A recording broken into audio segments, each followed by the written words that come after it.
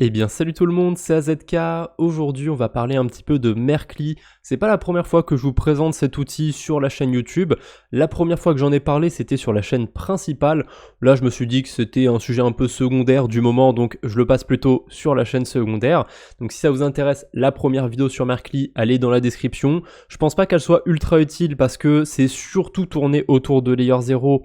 Et autant vous dire que spéculer maintenant sur l'airdrop de Layer 0, ça commence à être un petit peu tard. Ça fait déjà plusieurs mois que je dis ça, au bout d'un moment, soit il n'y aura pas d'airdrop, soit ça va finir par tomber et ce sera trop tard. Donc bon, vous faites comme vous voulez. Si vous avez besoin de sources autour de Layer 0, vous avez cette première vidéo. Aujourd'hui, on va aller voir Mercli du côté de Wormhole, parce que ça a été ajouté, au moment où j'ai fait la première vidéo, ça y était pas. On peut utiliser Mercli sur Layer 0, on peut voir les différents outils ici, et on peut l'utiliser aussi sur Wormhole. Avant ça, il faut que je fasse un petit point de contexte. Pourquoi je parle de cet outil un petit peu random autour de Wormhole? Voilà, vous en avez très probablement entendu parler. Wormhole, ils ont fait une grosse levée de fonds, 225 millions de dollars. C'est pas rien. On voit d'ailleurs qu'il y a Jump Trading dans les investisseurs. Vous allez comprendre pourquoi je tire un petit peu leur nom, parce que Wormhole, ça fait un moment que ça existe et il leur est déjà arrivé une grosse affaire dans le passé. Il y a eu un gros hack du côté de Wormhole. On peut voir que sur le classement de Rect, c'est le 5e plus gros hack de l'histoire, 326 millions de dollars. C'est encore plus élevé que la levée de fonds. Et il me semble que justement, ces fonds qui ont été volés, c'est entièrement Jump Trading qui avait colmaté un petit peu les fuites, etc., qui avait remboursé, parce que Wormhole, ça appartenait à Jump Trading, et si j'ai bien compris maintenant, ils sont dissociés en fait de cette entité. Donc Wormhole, ça va devenir un truc à part. Pas impossible qu'ils lancent un token, honnêtement.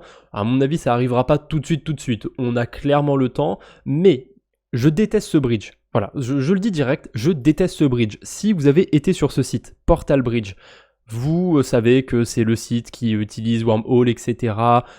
Si vous farmez Wormhole, vous êtes probablement déjà passé par là. Moi, je trouve que c'est horrible ce bridge. Pourquoi? Parce que si je veux envoyer des USDC, par exemple, de Polygon à Solana, ou éventuellement de Avalanche à Solana, ou même pourquoi pas de Arbitrum à Solana, je vais recevoir 3 USDC différents. Bah oui, l'USDC depuis Polygon, depuis Avalanche et depuis Arbitrum, ce sera pas le même sur Solana. J'aurai 3 USDC différents. Je pense que j'ai même pas besoin de vous expliquer plus, vous voyez tout de suite pourquoi c'est horrible à utiliser. Ça, bah évidemment, Wormhole, comme c'est un des bridges principaux pour Solana, pour Sui et pour Aptos. Le problème, je l'ai cité pour Solana, mais ça marche aussi pour Sui et pour Aptos. Donc, ces écosystèmes, je m'y intéresse en ce moment. Je peux vous dire que Wormhole, ça me fait bien chier. Heureusement, il existe quand même des alternatives, d'autres bridges pour aller sur Solana, Sui et Aptos. Je pense à Meson, par exemple, meilleur bridge.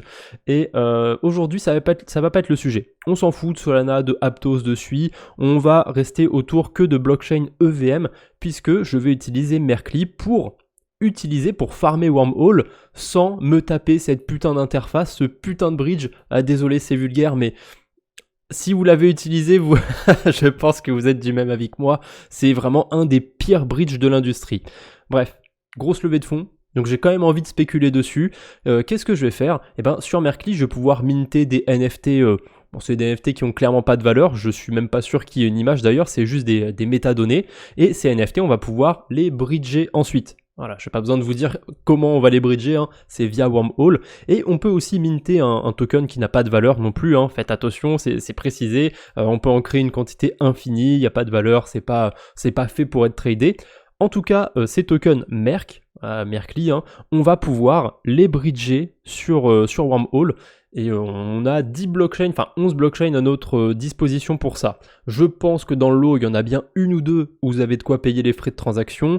Je pense notamment à Polygon où Ah non, justement c'est fait à l'envers, c'est vrai. C'est pas sur Polygon où ce sera forcément le moins cher. Les frais, c'est comme pour Layer 0, ils seront moins chers en fonction de votre blockchain de destination. Donc si je vais vers Ethereum, je risque de payer plus de frais que si je vais vers Polygon. Ça, vous allez comprendre de toute façon quand on va utiliser Mercli, quand je vais utiliser Mercli, je connecte juste ma Ledger avant parce que elle s'est mis en veille. Eh oui, j'ai parlé trop longtemps, j'ai pris trop de temps à faire mon intro. Je vais surtout m'intéresser sur le fongible token bridge, hein, donc le token Merkli.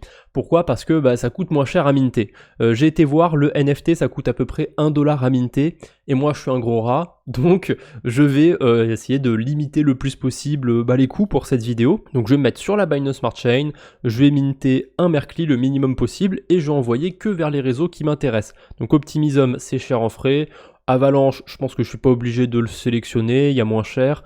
Arbitrum, on s'en fout. Base, on s'en fout. Ethereum, on s'en fout.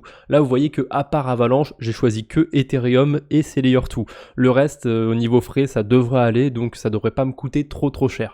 Je vais commencer par claim mes tokens Merkli. Voilà, donc là, je vais pas spécialement interagir avec Wormhole, même pas du tout interagir avec Wormhole. Donc, si je veux juste farmer l'airdrop de Wormhole, il faut pas que je m'arrête là, bien évidemment.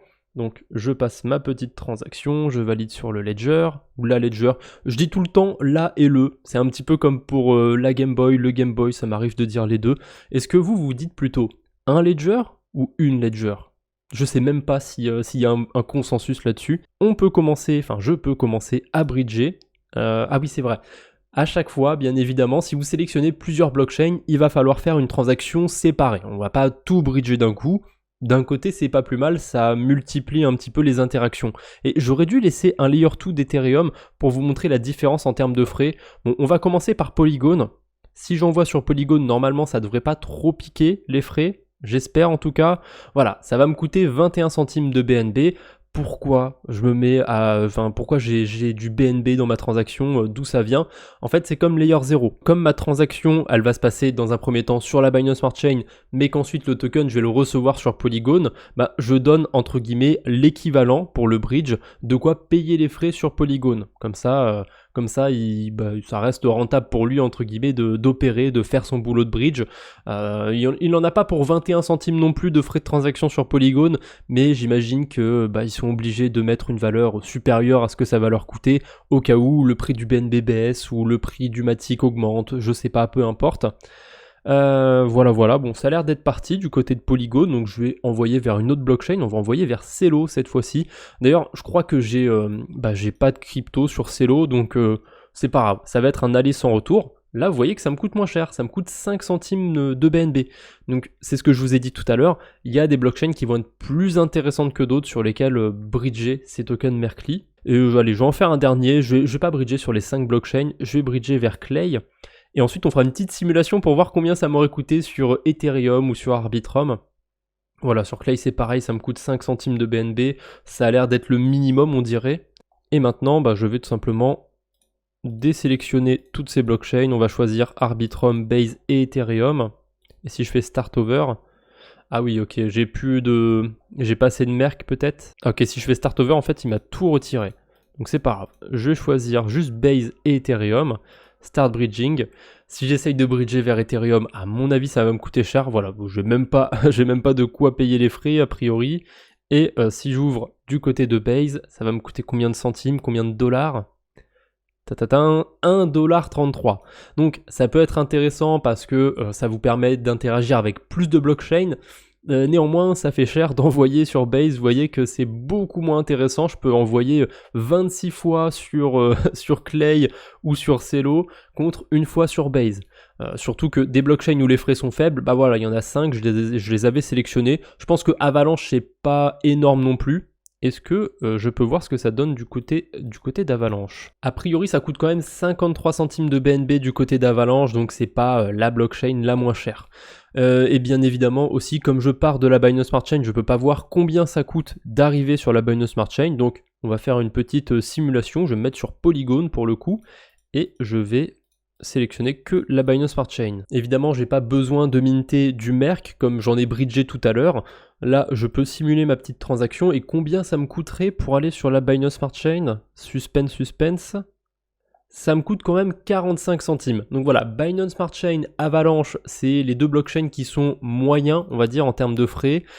Clay, Celo, Moonbeam, Phantom et Polygon, c'est les blockchains qui coûtent le moins cher. Pour ce qui est du reste, c'est à éviter, je pense. Enfin, en tout cas, si on suit qu'à l'aspect des frais. Vous savez quoi? Je vais quand même m'y tenter sur le NFT. Je vais aller le minter sur Polygon et le bridger vers Celo, pourquoi pas.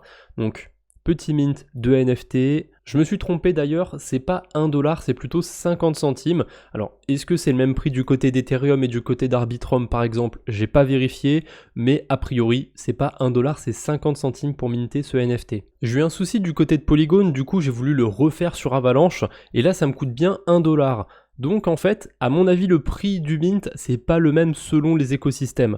Bon, ça me fait un peu chier là de payer 1$ dans le vent pour minter ce NFT. Je vais voir, je crois que j'ai de quoi payer les frais sur Moonbeam. Ça devrait me coûter peut-être un peu moins cher de ce côté-là. Ça me coûte 1,4 Glimmer. Je sais plus à combien il est à peu près le Glimmer, mais à mon avis, ça fait à peine 50 centimes. Et voilà, maintenant qu'il est minté, je peux le bridger vers Celo. Et c'est la dernière transaction que je ferai pour cette vidéo. Combien ça va me coûter de frais? Voilà, là j'envoie vers Celo, ça me coûte vraiment pas grand chose en termes de frais. Donc j'ai plus qu'à signer cette transaction et ce sera tout pour aujourd'hui. Si vous avez envie de farmer un petit peu cet airdrop de Wormhole et que vous n'avez pas spécialement envie d'utiliser le bridge, n'hésitez pas, il y a le lien de Mercli dans la description. Pas de lien affilié bien évidemment. Voilà, c'est tout ce que j'avais pour aujourd'hui. J'espère que cette petite vidéo vous a plu. On se retrouve bientôt j'espère. D'ici là, portez-vous bien. Salut tout le monde!